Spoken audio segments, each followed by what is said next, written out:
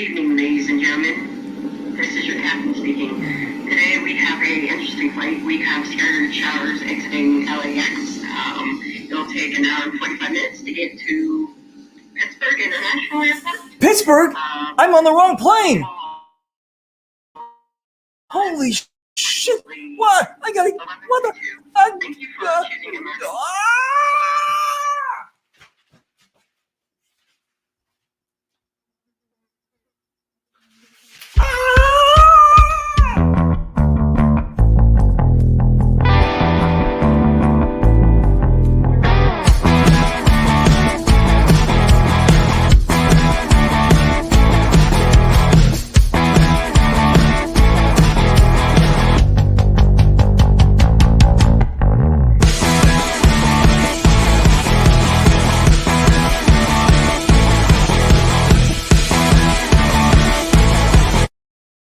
Pittsburgh. I'm not going to Pittsburgh. I've been to Pittsburgh. I like it. Hey guys, how you doing? Nice to see you again. Everything cool? Look at this. Honk honk. Look at that. Huh? Is that crazy or what? Yeah. My next guest is crazy. No, he's a great guy. He's another one of those staples in the paintball community that you might not know about, but you know the team. But he is paintball. This guy. He's just an amazing cat, and we're gonna find out more about him. And yeah, it's gonna be a. That's my clown music. Anyway, no, it's gonna be an amazing time. Hey, how was the green room? Hey. Hey. Thanks for having me on. Thanks for putting up with my crap, my craziness. Hey, so Pittsburgh. I got on the wrong plane. Pittsburgh, Chicago. I've seen you in Chicago. I've played with you a couple of other places. I think. Was it Chicago? Yeah, yeah, and then obviously local here. Oh yeah. So all right, David, tell everybody who you are. I'm Dave ODell. I'm also known as Rojo from Psycho Clown Posse. I'm Southern California. Some of you may have met me, and I play with everybody. I might have given you a koozie or a towel by now, maybe a magnet. I don't know. And if not, hit me up someday. Get yourself a magnet or a koozie or a towel. Done deal. All right. So Rojo means red in Spanish. Yes, sir. Sí. Sí. Órale ese vato. Ay, cabrón, pinche pendejo, maricón. Ay, pretty much. Exactly. That's my Spanish. So Rojo. Okay. Are we going by Rojo tonight, or are we going to by whatever you prefer? Either way. Yeah. Rojo's. Cool. Yeah. I'm cool with it. Okay. Cool. So here's the deal. We're going to start from the beginning, and we're going to work our way, and we're going to eventually end up into an old people's home. All right. Okay. All right. Let's go. All right. No. All right. So I'm guessing I'm pretty good with accents. I'm pretty good with locations. I'm pretty good with people. Now, are we California based? Yes, we are. Born and raised. I'm good. Are we Southern California? Born in Santa Monica. I'm so good. And I you know why? Because I was born in Santa Monica too. Nice. I think there's only like three of us left. I mean, you didn't go to the meeting last week, but yeah, there's only like three of us left. And all right. Yeah, so that's true. Let's do this. Your age. I'm older than you, right? I believe so. I'm 50. Yep. I'm 9 years older than you. So wait, welcome to Club 50. Thanks. I'm leaving soon. I'm leaving next year. No, next year I'll be 59. So I got another year in Club 50. Woo! It's fantastic. Good for you. So, keep it up. Were you born St. John's or St. Joseph? Well, I was St. Joseph. Right. Because there used to be two hospitals there. And yeah. It was, I don't know. In the 70s. I'd have to look at the now you got me stumped on the name, but I believe it was Santa Monica General or something like that. Yeah, something like that. All right, cool. So I was born there, and then we moved to the Valley. We moved to it was like Magnolia and something like that, right? Okay. So basically from that, so I wasn't like a beach kid kind of thing. Even though we moved to Costa Mesa when I was like 7, then I became a beach kid again. Were you always a beach kid? Yeah, for sure. Boogie boarding. I'm a scuba diver. Arwen's name is Bubbles because of scuba diving. My daughter. That's because she's a diver, and yeah, we're beach people. I mean, paintball and scuba diving is about the only two things that I do. That's it. That's fantastic. So fifth, let me see. So I was 10. You were born. So let me see. You went to where'd you go to? Wait, I went to Kester Avenue School for my grammar school. Where'd you go? I did Buchanan in Highland Park, and then I did Franklin for a little bit, and then I transferred up to Sunland Tahunga, good old fashioned Verdugo Hills High School.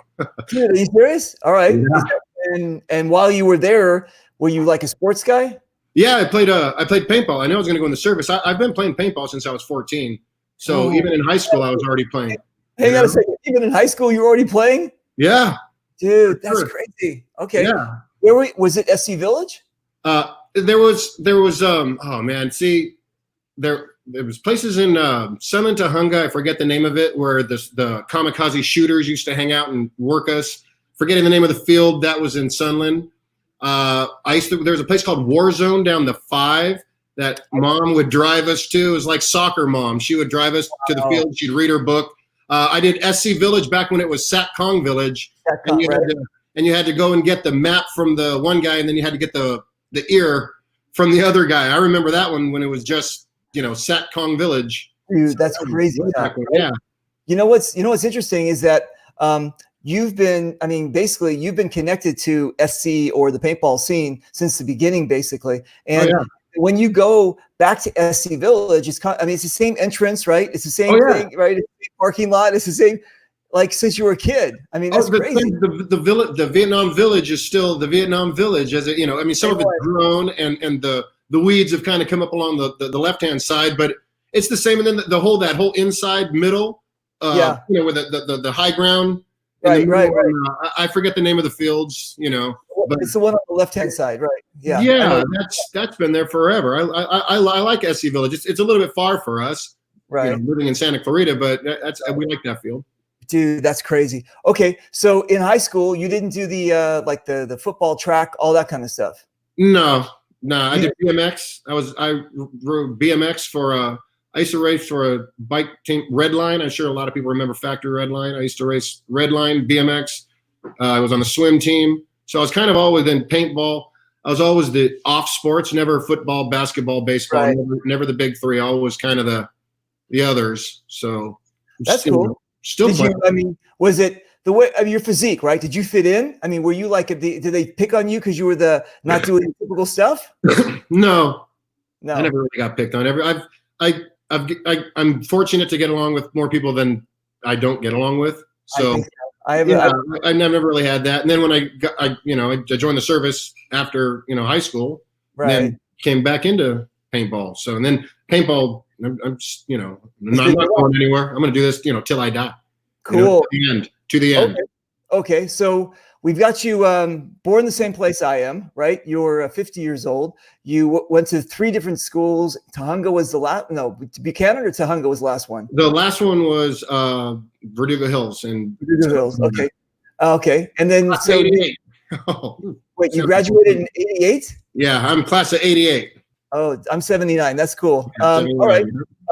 Okay. Let me ask you a question. I'm always blaming our school system on my I guess, how do I say this? My education, I guess.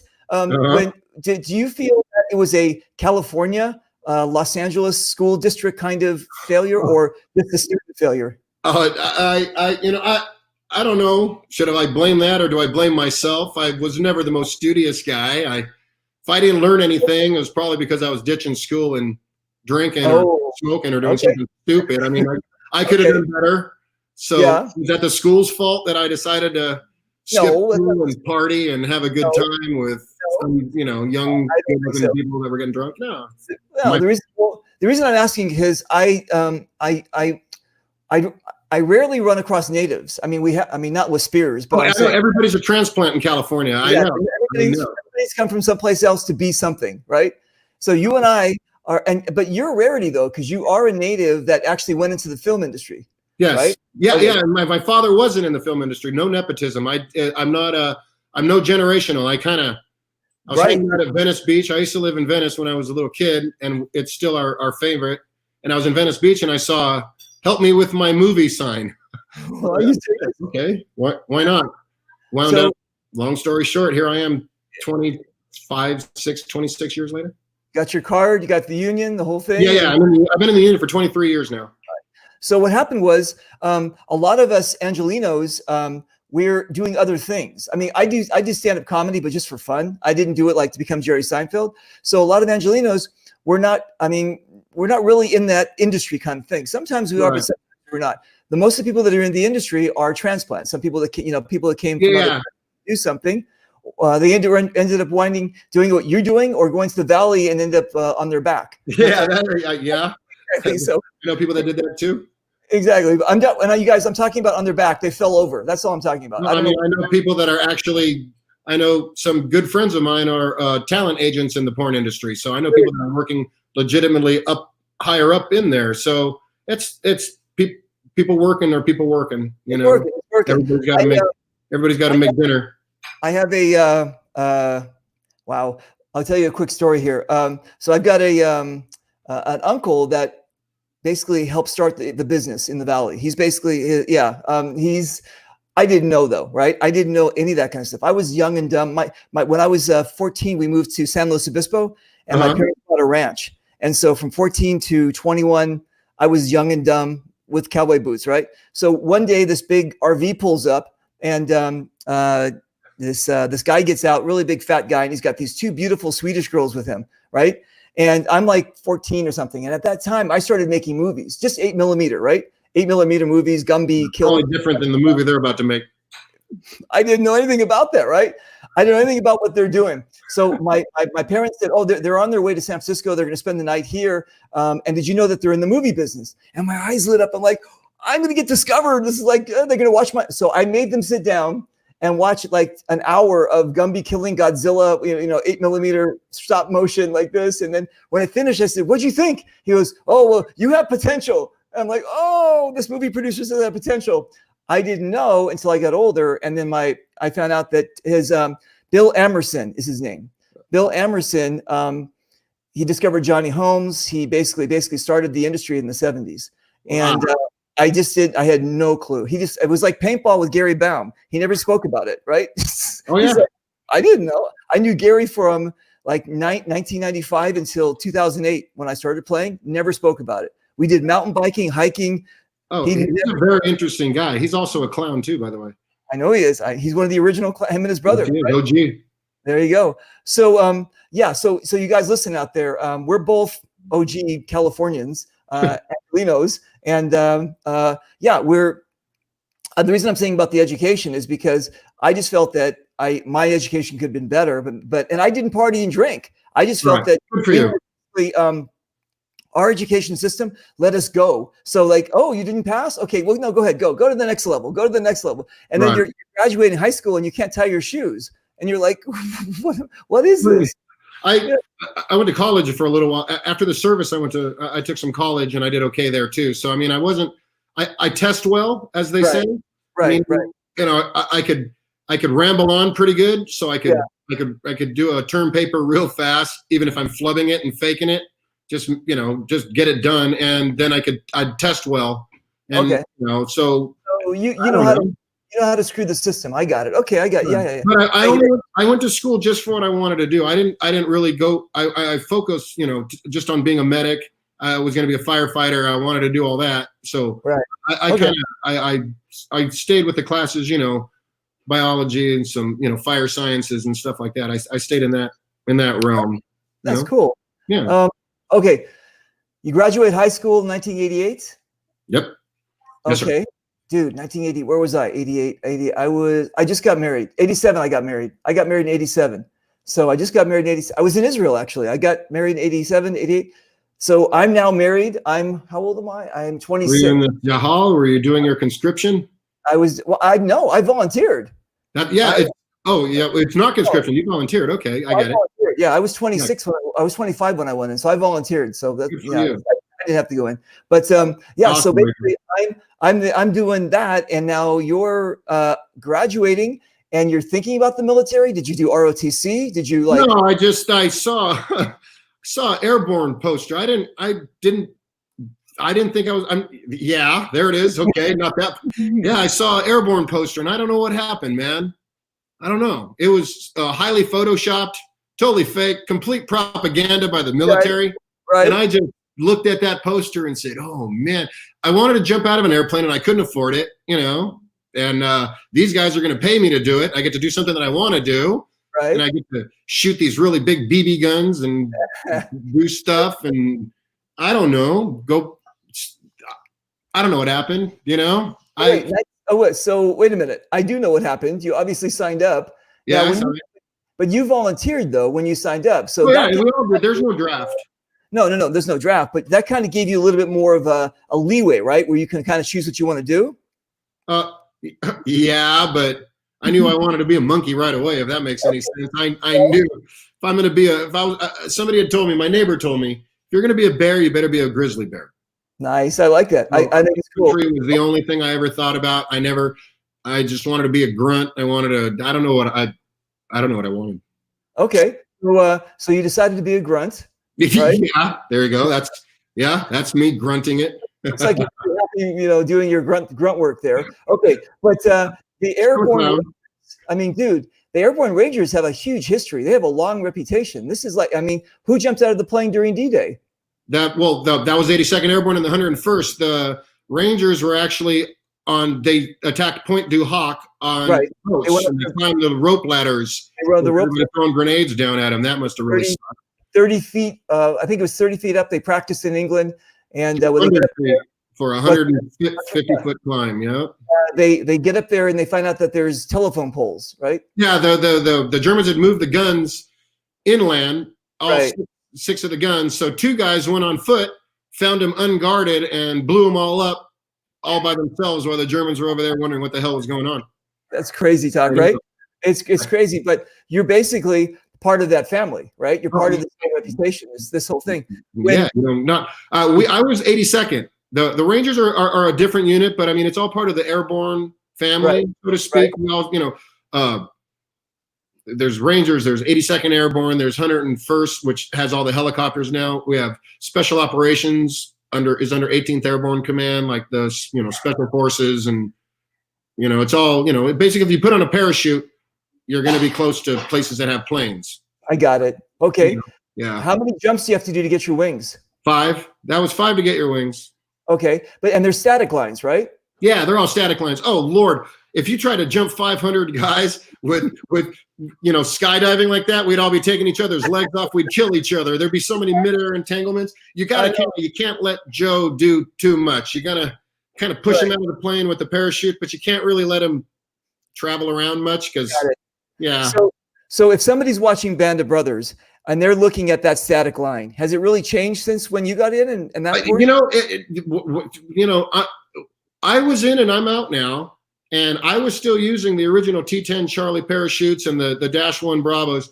And I've seen videos now of the new guys with this new Cadillac-looking square chute that I've never jumped out of, and I really would like to. It looks like it opens up really nice and pretty. Nice. And ours were I jumped the old World War II chutes. I've actually jumped parachutes that had pack dates back to the 40s and 50s. These things are still in service. Hang on a second. Pack dates, as in they were still packed from that time, or no. They repack them and they jump them constantly. They keep them in service.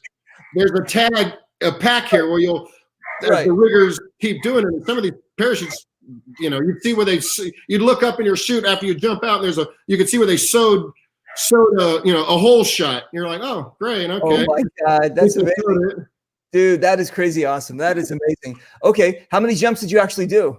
I did between 35 and 38. I know that sounds really weird, but towards the end there, some of them were there'd be one in a night. We'd do fun jumps on a weekend where you could go and just jump out of a helicopter. Some people, like for jump status, or out of a plane. So I have 35 logged, but I can test that. I still think it's 38. Really? I know somebody wasn't writing it down. They knew I was going to get out. Once they knew I wasn't going to stay in the service, they weren't logging it for my career. I was current. I was going to get my jump pay. So a few of them, I think, slipped through the cracks. So, somewhere in there. I wasn't personally counting them. I didn't have hashtags on my helmet. I didn't do that. All right. So, and you just said jump pay, which means that actually during Band of Brothers, that's what they said. They actually you get $110 more a month. Exactly. Isn't that crazy? Totally. Right. Oh yeah. So beer money for being badass, can't beat that. That is so cool. So when you went to sign up, you said, I want to be an airborne ranger. I want to live the life of danger. Is that yeah, you're simplifying it a lot, but it's pretty much, I mean, yeah, there it is. Yeah, I mean, that's cool. I can tone it down a little bit, but it'd be the same story. I just went there and I said, I showed that poster and I said, I want to be that guy, right there. And then they told me about the 82nd Airborne. Plus, I had a neighbor that I grew up with in Los Angeles who was a Vietnam veteran from the 82nd. So he was the one that told me, hey, David, if you're going to be a bear, you better be a grizzly bear. You better join the 82nd. I didn't know nothing about the service. I was telling him I saw a poster, and he says, oh, man, airborne. I did that. I said, you were airborne? I knew it was in Vietnam, but, Charles went up telling, I didn't, like I say, I didn't come from a military family. I didn't know anything about it. I hadn't seen Band of Brothers yet. The closest thing to the military that I'd ever done is watch the movie Platoon. Right. I liked that. It was good, That was cool. That was actually what was that? That was a year before it came out when you were junior, right? Yeah, like 80. I don't know. I mean, it was yeah. Yeah, dude, that's crazy. All right. There's me. Oh yeah, it's Parrish. Yep, we're going out somewhere because I got the flak vest on. What? Okay, so when you're saying you're going out someplace, we're talking 1988. What was 80? Wait, 83 was Kosovo. 80 something. What? 88 I believe was 83 was Grenada. Grenada, so, right? Grenada. 89 was Panama. Okay. We did the tail end of that. We were in Panama for the end of that one, and then 90 was the Saudi Arabia, the big weight pattern for a couple of months in Iraq in 91. 93 was Somalia. Right.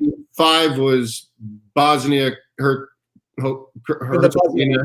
Yeah. And then as we go from there, then I guess we had a few years where we got along with the world, and then 2000, then 2001 hit, and then it's a whole new ball game, whole new world, right? Okay. So then, where do you fit into that time schedule? I was already working in Hollywood. I was working on a TV show called VIP.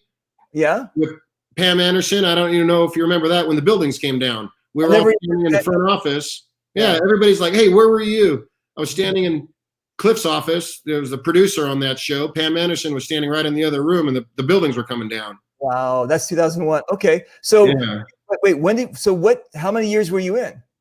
6. I did 2 in the reserves when I was in high school, and then 4 in the 82nd Airborne. So okay, was that 88? If you graduated in 88, right? Yeah. So my first year in the service, I did what's called, for the National Guard, you could do what's called split option, where you do basic training on the summer. In 11th grade, I went to basic training on summer vacation. Like whenever all the other 11th graders went to summer vacation, I went to basic.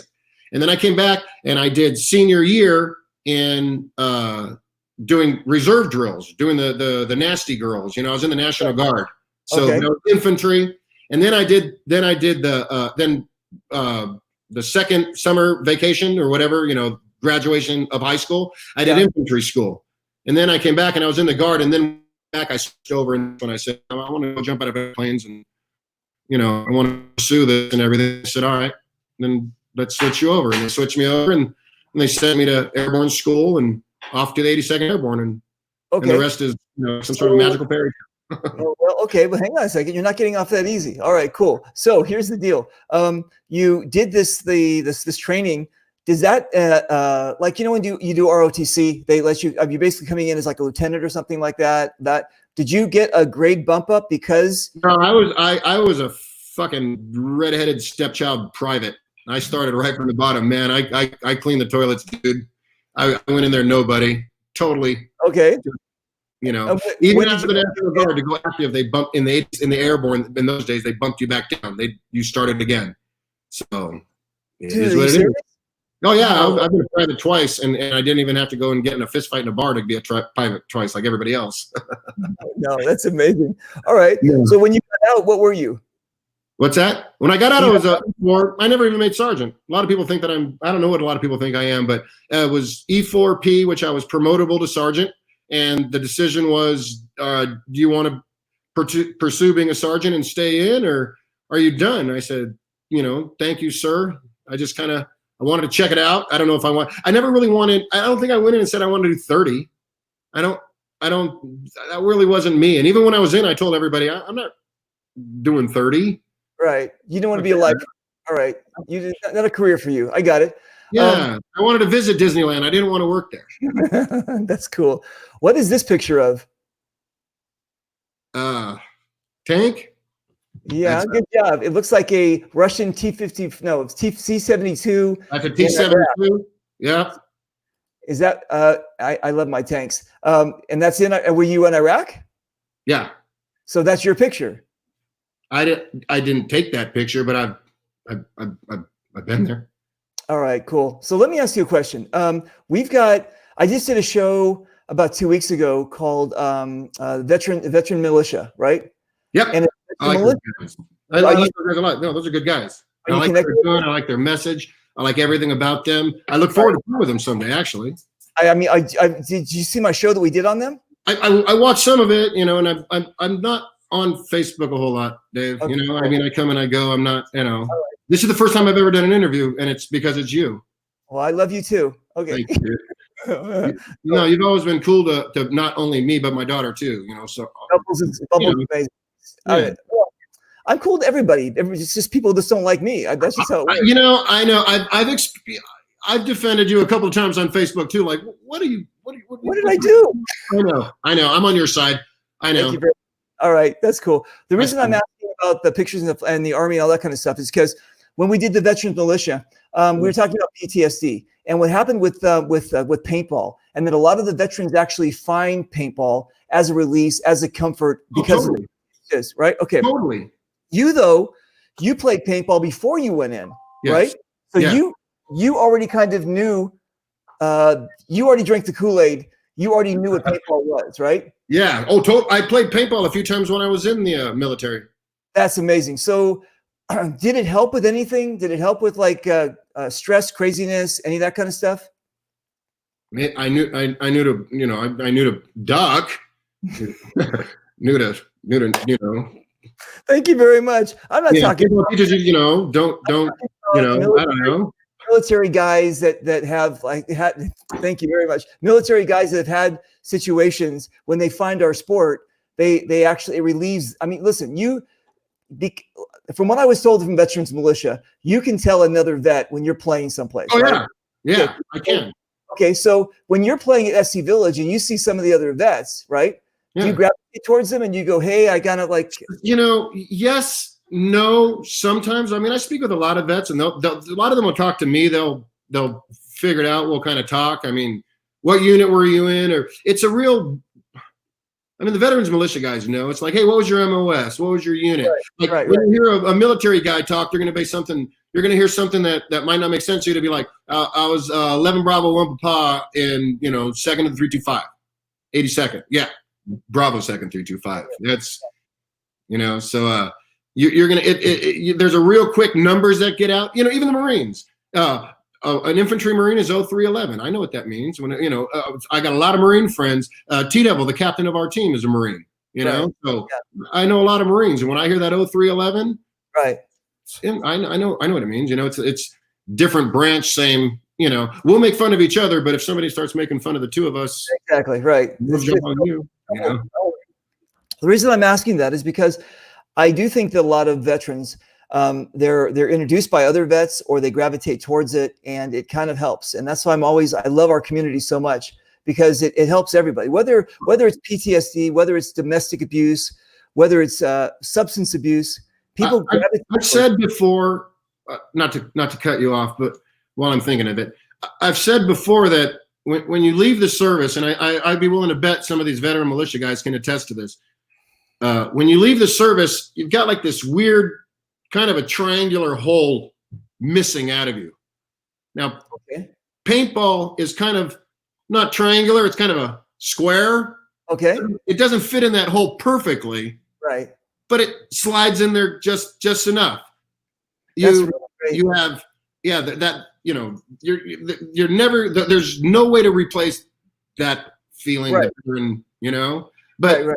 like paintball, you know, you're hanging out, you got your group of guys, you're cleaning weapons, Right. you're loading, loading ammo. Right. It's different. I mean, you're loading pods, you're doing this. There's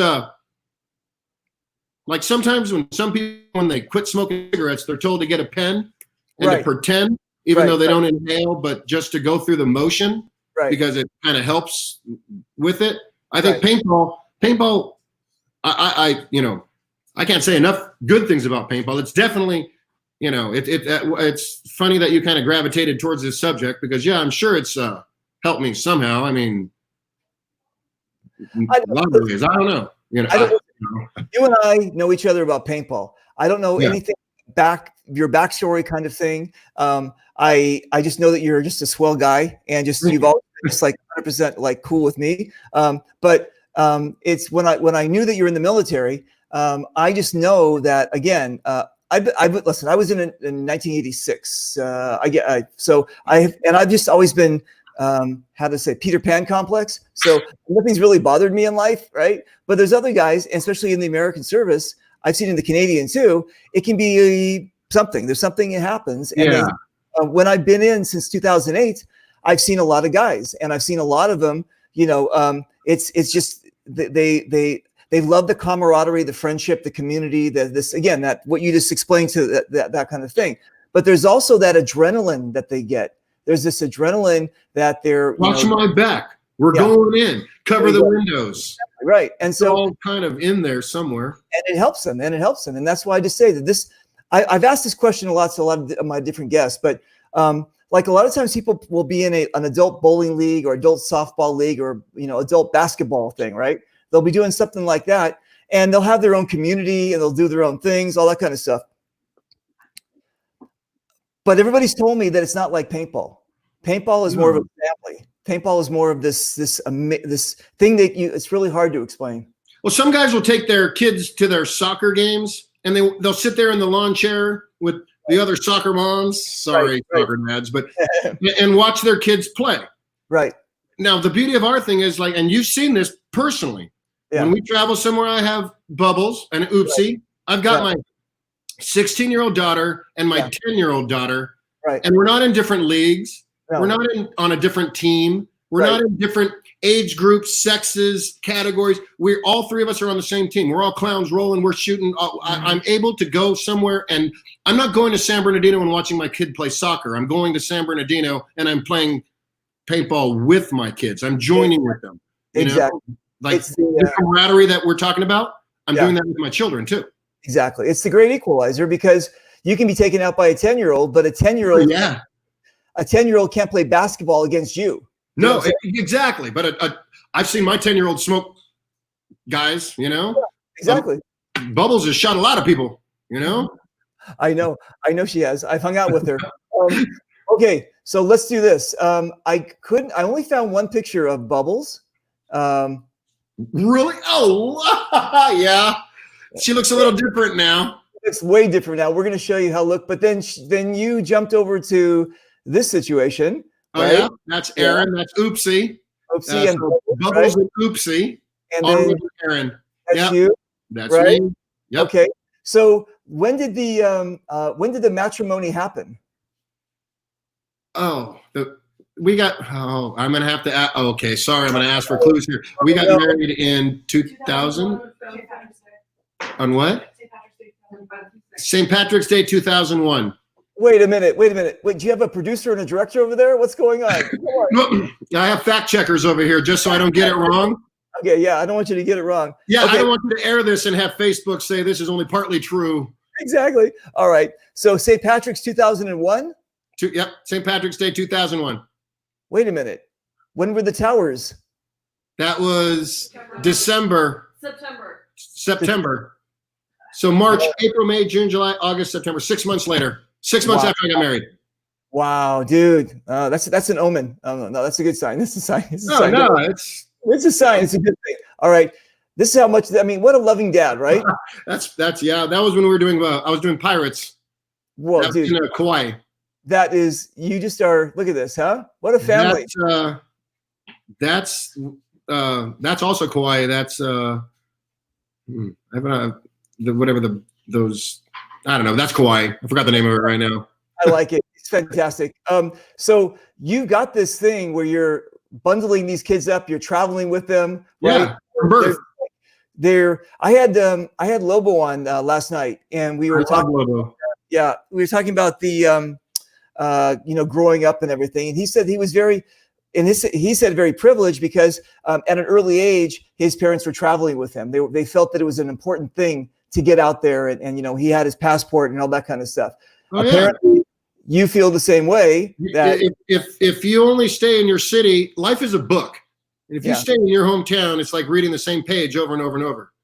You got to go and you got to read as much of the book as you possibly can. And I think it's good for the kids to realize that, well, first of all, my wife is from Mexico. So cool. Yeah, we besides love scuba diving there, we have family there. So traveling to Mexico's, especially from Californians, that's no brainer. Yeah. Right. Exactly. What part of Mexico? Her family's from Querétaro, but my favorite part is Cozumel. It's southeast of Mexico City. Okay, cool. All right. And so you go to Cozumel? You actually go? I'm so overdue. I love that place. My favorite place on earth. Nice. Cool. I love it. Do you know why? Do you know why they call it the Yucatan? No, and I would love to find out. You go outside to the beach, you can tan. See, that's it. That's one of my jokes. All right, cool. I like it. That's true, though. You can burn too. I like it. Okay, Mr. World Traveler, tell me about this. What is this? That's Sturgis. I was not there for the bike rally. I was there doing a movie called National Treasure 2. Dude, National Treasure 2. I like it. We're going to find out about your movie career in a second. Hang on a second. Let me just jump over here. And then where you were at Rushmore? That also National Treasure 2. Yeah, that's Mount Rushmore. Nice, dude. That is so cool. Hey, that's the movie industry, right? Well, not anymore. It's kind of slowed down in a lot of these states. When I first got in, they would travel everybody everywhere all the time. Right. But in the last few years, it's besides that, I kind of stopped looking for the travel gigs, and I would find work here in LA and be stable, close to the family. A lot of these other places, when I first started 23 years ago, they had no industry there. Now a lot of these places, they have an industry, so when they go there, they're like, oh, then the locals want to work. They're hungry. Everybody wants, like I said, everybody wants to eat, right? And then the tax benefits. They always say, come to Illinois, come to Oklahoma, come to this because we got the tax benefits. And if you go to New Orleans, it looks like this place. We already have our buildings and. Oh yeah. They used to go to Louisiana to film things that look like Los Angeles instead of filming Los Angeles for Los Angeles. So that got kind of weird for a while. It was. I mean, well, the same thing with Vancouver, right? Believe it or not, I only got asked to go to Canada once for a movie, and I just couldn't do it. I'd come back from one film, I couldn't do the next one. I believe it was called Into the Wild or something like that. It was a Sean Penn movie, and they were going to do this jaunt from Canada down to Mexico or some weird thing. And I was like, if I go on location again, I'm going to get a divorce, guys. I'm going to have to stay home with my family. And eventually, I'm already having to reintroduce myself to my kids. I just got home from a film, and Arwen didn't recognize me. She's kind of in the airport, like, Dad. Yeah. I hope so. Oh no. What? And is this clue of what part of the industry you're in?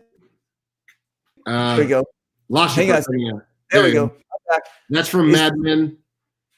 That's from Mad Men. What part of what do you do in the industry? I'm a medic. I'm a medic. Wait. I used to drive an ambulance in Compton, and now I'm on movie sets, and that's why. If I know you might not have seen it the one year, but a lot of people have noticed when there's an injury on some of these paintball games, like Decay of Nations. Right. Depending if there's an injury or stuff like that, people will start to yell for Rojo. So if you've ever wondered why Rojo goes running across the field while everybody has taken a knee, is because I am a medic, and I always carry gear too. That's one of the reasons you'll hear people start yelling you know, Wow. for me. Okay. So what I do in real life. So then you trained to, I mean, you basically trained to do that in the military. And then when you got out, you said you worked for I worked for a company called Rescue One, and I was driving an ambulance in Compton. That was interesting, while waiting to get hired, hopefully, on a fire department. And before I got hired onto a fire department, I found Hollywood, and needless to say, the paychecks kept me here. I mean, I'd love to be a fireman, driving around with my badge on and all that. You know, that would be great. I would have, and I would have fit in perfectly. It's another brotherhood industry, and all the guys would, you know, if I'm with you, I got your back. And everybody that knows me knows that's what I do. I have no other gear, no other way. So, you know, everything was what I did. But once I got into Hollywood, and then Hollywood, like I say, it's been a trip. I've gotten to go all over the place. I've gotten to meet a lot of cool people. It's been a fairy tale, I guess, you know? Right. Yeah. So it helps me enables me to be able to take my family and play paintball. So that's good enough. Okay. So what a lot of people don't realize, I've got a bunch of clients that are in the studios. And so you got to go through the front gate, and you have to call your name in so you can, you know, they can let you in, kind of thing. Right. I've seen that. You've seen that. You never. Yeah. I'm in the computer business. I have a computer business. Oh, okay. Oh, right. A lot of computers in Hollywood. No. So a lot of my clients are writers, directors, producers, whatever, that kind of stuff. Yeah. And they bring their laptops home. They bring it to the studio. When it's at the studio, I got to work on it, that kind of thing. Oh, so when I'm in the studio, I just happen to be like getting lost with my Facebook Live on, and, you know, showing the rest of the world that can't do what I can do, what it looks like to do in a backlot, kind of thing. You know what I'm saying? Right. So until the security starts like, why are you taking so long to get out of here? Right. Exactly. See, I by being a crew member, I signed those confidentiality agreements, so I'm not allowed to take pictures, and, you know, a lot of the movies that I get to work on, that I'm lucky to work on some good ones, but if you pull out your camera, you're toast. Exactly. So you're toast, and you don't want to be toast in the industry because you'll get blackballed. That's it. Oh yeah, right? Yeah. So it's too much to ride on to risk it, you know. So. Yeah, for me, I'm like, I didn't know, because you don't sign anything for it. You know, I was like, I don't know. So anyway, I'm always doing that. So it's, you know, to show people, like in Oklahoma, they're sitting behind their desk and they're like, Reaper's on. Look at that. So it's kind of cool. So what I'm getting at is that the average Joe you can't just go up to the Sony studios, knock on the gate, and go, I would like to work here. You know what I'm saying? There's a whole thing. And again, we were talking about nepotism, which you didn't even get on that wagon. You found your way in, right? And then and the reason I'm bringing all of this up is because you were on Argent Force beforehand. Yes, I started Argent Force. I started Argent Force in front of the clock tower from Back to the Future with a guy by the name of James Simone. Jimmy in 2003. Right. We were working on a movie called Seabiscuit about horses. Yep. I was teaching computers at CompUSA in 1994. I was the training manager there, right? And this guy, Jeff, comes in, and this you might know him, I'm not sure, but he had red hair. So I don't know. Well, anyway, we all know each other. So he came in, we're like chatting, and he goes, hey, you know, can I hire you to come back to my house to work on my computer? This is Windows 95. And I go, yeah. So I'm working on that. And then he goes, I got a friend named Jimmy that also might need your help too. And I go, oh, okay, that's cool. So I met Jimmy. I think his parents had like a carpet business or. Yes. Yeah, right.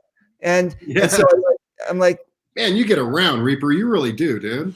I know. People still hate me. I don't get it, but I'm just joking. No, good. They're all good people, and they deserve to have good people like you floating around too. So I was like, we're talking, we're having a good time, and it was like, he goes, he goes, I'm part of a team called Argent Force, and I was like, I just heard it, but he didn't even talk about paintball. He just said he's part of a team, and I was like working on his computer, like, whatever, like that, like this. They're a diverse group.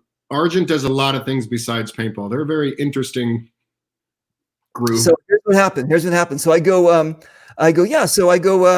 you know, we became friends, and then I knew that he was in the industry, and then Jeff was in they were like, whatever. And again, I was focused on computers. I wasn't trying to be in the industry. I was like, And see, but that could have been one of those nepotism things. I could have known them. They could have like, they could start. I could start as a gaffer, and That's exactly how it works. It's is weird. that what happened with you? Strange. Was that how? And you said you picked up a thing that said, "I need help with my movie." At the end of Venice Beach on Washington Boulevard, there's a little bar called the Cow's End. I don't know if you're familiar with it. Well, and anyways, it's owned by a guy by the name of Clabe Hartley, who did many years in the soap opera industry. Okay. And he was directing his own movie and kind of put a sign up in his coffee shop like, hey, we're going to be doing this, we're going to be doing that. And he was looking for all these weird things. And one of the things that I'm good at rappelling, I'm not good at ascending. God, I hate climbing. I'm a heavy guy. But rappelling, I'm really, really good. And he was looking for people who could rappel for a scene in a movie. And I said, I could do that, Wow. Yeah. So I wound up my first day on a set with him, hanging upside down from a tree, waiting for them to say go while my head turned red. Then I rappelled. Dude, that's amazing. Yeah, so, right there. I was like, this seems good to me. Okay. And so from there, usually what happens in the industry is that you do good or someone likes you, they refer you, Yep. hey, I like this. And then pretty soon it's like a networking thing, right? Piggybacks. Piggybacks. And then you can either decide if you want to be in the union, if you want to be a paid full-time extra, whatever you want to do. You get your lines, and then now you got a speaking part, and then you can this, and then you got to pay your dues, and then your Africa. It's amazing if you want to go for that ride. You know what I'm saying? Oh yeah. I mean I'm behind the camera. I'm the other side. I don't. Right. You're you're below the line. They let me in the craft service truck. You're like you're called below the line. Yes, below the line. So Yes. no producer, no actor, no director, anything like that. So I'm just crew, general crew, I guess they call it. Okay, so then you were a crew when you met Jimmy. Yeah, I was a medic. He was a set decorator. He would decorate sets. Yeah, and he was decorating the set for Seabiscuit, and I was the medic working on it. And I had a paintball shirt. Before that, there was a team called Local Resistance. I'm sure you've heard of them out here in California. Yeah, they're associated with the PBSL. I've also been on Local Resistance since I got out of the service. I was on Local Resistance since, since I got out. I mean, I've been hanging out of Fields of Fire till it burnt down a few years ago. That was my home field. And, ironic name, right? Dude, yeah. I shed some tears over that one, man. I shed some tears over that one. Good work. Okay, so then I got to tell you a story about these guys, right? Yeah. Okay. Person from the cartel. The cartel. Okay, so what happened was in 2008.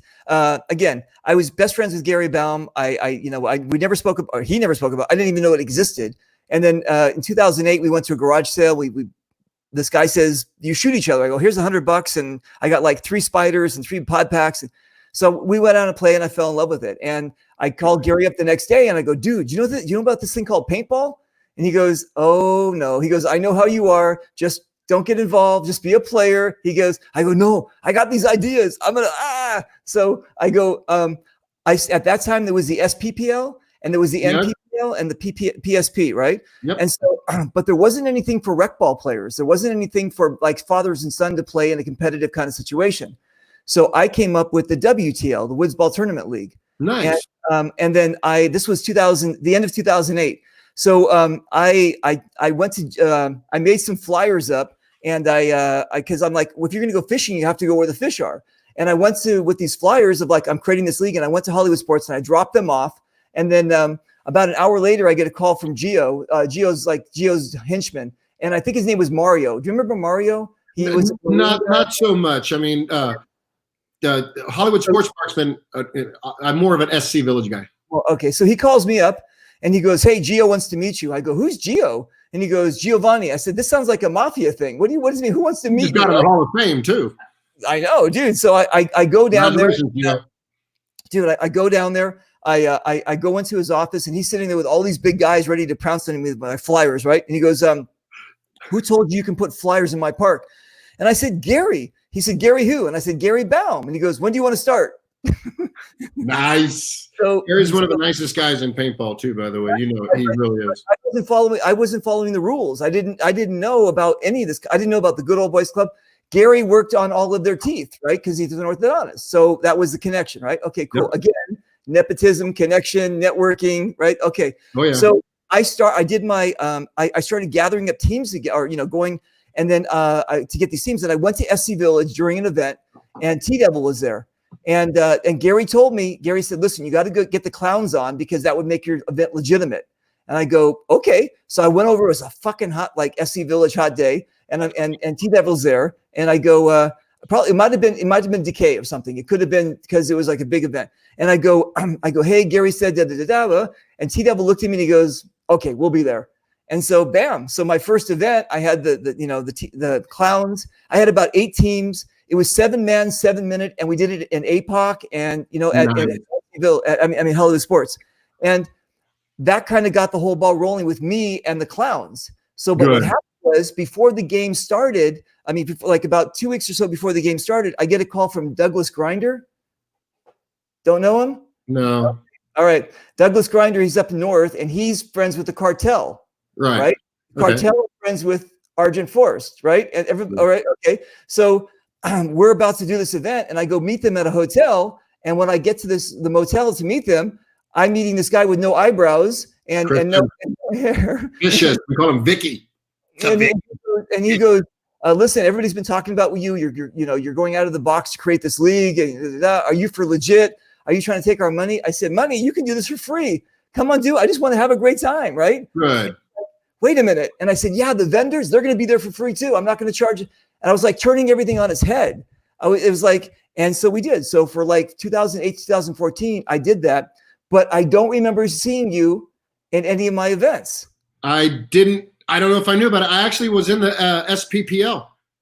Oh. I was on Gridlock. We won in 2006. Okay. So were you? I was part of the Gridlock team. Oh, so you weren't a clown yet? No. When did you become a clown? I became a clown at Paint Wars in Texas in like 2014. Everybody just that's living legends. So yeah, I've been playing with the clowns that I've been friends with all these guys, and me and T-Devil went to Russia. I've known these guys for a long time, and I've been friends with all these guys for quite a while. But I only recently have become a clown and letting it really take over. And there's a bit of an adjustment. What year did you become a clown? Whatever Paint Wars was that 14? 5 years ago, maybe? Officially is when Rojo was born. I officially I played in a clown jersey one time before that. Right. And that was at Rockzilla's memorial game. Wow. I was one of the ones that they said, we want you to wear a jersey for this one too, for the 21 gun salute. So that was the first time I actually put on a jersey. There was a park called Reality Paintball. We used to do scenario games way back when. And from the very beginning, the clowns had come out. I liked them. We used to go. We went a couple of games. We went third faction with them just to mix things up a little bit. Right. I mean, I knew the original Cap. I knew Rock. I knew Pogo. I knew from the beginning. Brad, I've been playing around with clowns forever. Yeah. Okay. So were you a clown when you were in Moscow? Not yet. I was. T-Devil's a very persuasive individual, sort of. That's the right way to put it. That the dude is not. He's not used to getting his way. Right. T-Devil is used to getting his way, and T-Devil's been calling me Rojo for a long time. So for what it's worth, I can never. I tell him this every now and then. Me and T-Devil are very trippy individuals, but I tell him often that I can't thank him enough for the opportunity that he gave me to be here. And like I say, me and that guy we went to Russia. That's you gotta have a little bit of faith in somebody if you're gonna risk getting thrown in the fucking gulag with somebody. And can you imagine being in the gulag in Russia with T-Devil? No, I couldn't. Neither one of us would have survived. We'd have both been dead. I don't think T-Devil is a big fan of mine, so I don't know if that would be. He would probably immediately go to another side to kill me. So maybe not. I don't know. Sometimes I wonder if he's a fan of mine or not too. So T-Devil to T-Devil, we love him, and he is the T-Devil. He's great. He's a great guy. Listen. I know he doesn't whatever with me, but I've never had any ill thing against him. I think he's a great guy, and so I don't know. It's just listen. I'm like sandpaper sometimes. You know what I'm saying? I rub people the wrong way, and I'm sorry, I can't do anything else. But No, that's what there is it it? is. That 8% Moscow beer. Oh Lord, that stuff's strong.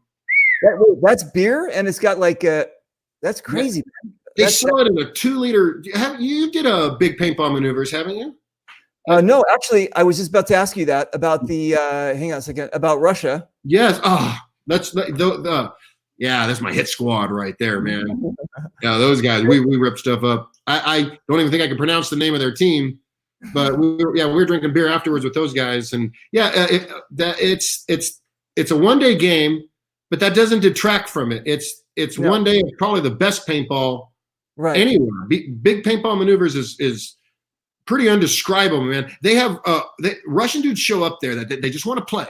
They might not have 8%, and they want to play. So some of these guys don't even have paintball guns. All they can get a hold of is a mask. So they'll get out there and they'll get a stick and they'll hit guys to move forward. They will be out there. They can't afford a gun, but they show up with a mask and they play anyways, prodding people forward, blowing whistles. It's really everybody was super friendly. I'm not a political guy. Right. So when I was there, there's no look.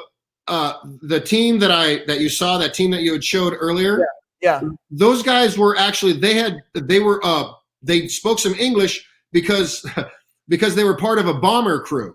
Whoa, really? And they'd been taught basic English skills in case they got shot down over English. So they came up to me and they were able to speak English. Then they asked me, "Could you speak any Russian?" And I was like, "No, they didn't teach me. They were just going to let me get caught speaking English." Oh no. And Gary was at that event with you, right? Yes, sir. Yeah. Gary was there and Gary's wife. Gary, T-Devil, and Russian Legion all went off and they did like a photo shoot. And I got to go to a World War II memorial museum with Gary's wife. Which, that was sombering to say the least. But I mean, the whole thing was super. If you go, let us know. Yeah, no. That's we're due to go back. Tracy's a really cool cat. She puts up a lot with craziness with Gary, and it's like Gary's a like you said with T-Devil. He's a very unique individual, and we love him. He's totally. And you guys, listen. There's a couple things. If you decide you want to go to Russia, you can't just buy a ticket and go. There's no. Yeah, it takes you need an invite. It's a kind of a pain in the butt. It took us quite a while to get set up just to go. It's not easy. It's almost like a year process to do this thing, to get to do that. It is. And your passport has to be good for 1 year after your return date. Wow, that's amazing. In case they put in a gulag, right? Exactly. But I mean, I could pretty much promise you we can get you a passport there, Reaper. I about guarantee it. I know. I'm looking forward to it. I really would like to do it. And I just actually had Karel on. Karel is with the Russian League, and we were talking about that too. And so I think I'm getting closer to do it. Listen, I've never traveled before. I'm just joking. Just don't know. So I think that would be one of the. Dude. I mean, I know. Even on the show, you saw that I woke up and I was in Pittsburgh. I was like, "What the fuck?" All right. Anyway, but no, I am looking forward to it, and I think it'd be kind of cool. And if we can do it, Gary would obviously do it. You would do it. We'd all go together and just hang out, and then we'd make sure that T-Devil got drunk and assaulted the cab driver, so they would be. Oh, I'm sorry. Did I just speak out of school or something? Who tells you these stories? And for what it's worth, he didn't assault the cab driver. No, I mean assault isn't the right word. Oh, wow. I don't know who's telling you all these things, but okay, that was a good one. T-Devil, are you paying attention to this? Exactly. All right. That's cool. Anyway, but listen, that would be I wouldn't even think about doing anything. I'd be walking on eggshells if I was in Russia. You know what I'm saying? T-Devil doesn't walk on eggshells. Crushes them. Not even in Russia. Exactly. T-Devil does not walk on eggshells. All right. So tell me about this one. That's Gary Baum took that picture. That's out at Jungle Island. I believe there was a 24-hour scenario game, and that's Argent Force ODell. Right. That's before you got your name. You were just still ODell. Just playing. That's the ex-soldier who was trying to put the square peg in the round hole. Nice, dude. I like that. You know what? I'm going to use that. I really do. I really like that. That's Oopsie right there. Okay. And again, now too. Yeah, you weren't. What's it called? You weren't a clown yet. That was still Ardent Fort Rice. Yeah, Argent Yeah. Force has their hands in a lot of other things besides paintball too. Argent Force is a very interesting group of guys. You know, Right. shout out to them. You know, yep. Get them ready young and early. That's Fields of Fire. Wow, look how beautiful that place was, dude. That was, yeah. That's the problem with you guys here. That was up by not Vasquez. What was that? That was off of Calgrove exit on the 5 North, right here, right up at the very beginning of Valencia. So you guys complain about having your like a little small window of being able to play, and then the rest of it's winter. And ours is kind of the opposite. Ours is I know. We play all year long. I know. It's crazy. All year long, but the problem that comes with that is dry. Things become dry, and we get fire, right? Well, so yeah, we get fire season, and then you got, I mean, if you've ever gone up to California Paintball Park in July when it's about 120 degrees, I did a tournament. You skip a couple games here and there. It gets pretty brutal, you know. So I don't know what's more brutal though. SC Village or CPP, because that's a good one. I don't know. They both are brutally hot. At least CPP doesn't smell like cow shit. Well, and I think that's the problem with SC is that because you're surrounded by all those cow places, right? And all that used to be. You're right. Now they're building all those houses, but basically all of that, like the vapors and the fumes, and almost like a fog or something. It was like smelly, hot, but we didn't care. We were there because those fields are so bitching. Right. I mean, they're just so laid out. The whole place is almost like it was just designed to be played paintball on. I mean, as you go down towards that river, I mean, besides the building that they did, it's the whole vibe of the whole place, you know? Yeah, I mean, it's where have you been all over the world? Where have you been where they actually play the national anthem before they start playing paintball? I haven't. That was SC Village is the only place. SC Village, yeah. You know? That's crazy, right? I mean, it's just amazing. You see all the patriotic people with they have to have their hats on and no hands on the heart. They're like staring. I know. He doesn't want to stop. I still get touched. I know. I'm that guy. Yeah, that's cool. Where's this? That's in Greece. Okay, was this for a movie or with the family? No, that was for Operation Medusa. That was a paintball game on Aegina Island in Greece, and that was Operation Medusa. There it is. That's great. I'm waiting for the Germans. We played against the Germans, and I'm waiting for them. It's island to island paintball. You start on one island, and it's attack and defend, and the other team starts on another island, and they come over in boats. Yep. And here I am looking at the boats, waiting for them to come over because I love some of these German guys. I want to go to a big game with you one of these days out in Germany, see some of these guys. And I was waiting for them. I was waiting for you guys on that beach one night. I was waiting for you. Come in October, dude. We're going back in October. If I hadn't been laid off for like, I don't know, it feels forever. I don't know, man. This is taking a chunk. This is fun, you know. It's the movie industry got hit well, everybody got hit hard, but the movie industry too. Like, all right. Excuse me. And this? That's Hawaiian Legends. Okay, so you're a clown. You're all in, and when I'm talking about all in, I didn't expect you guys to be showing up at Illinois.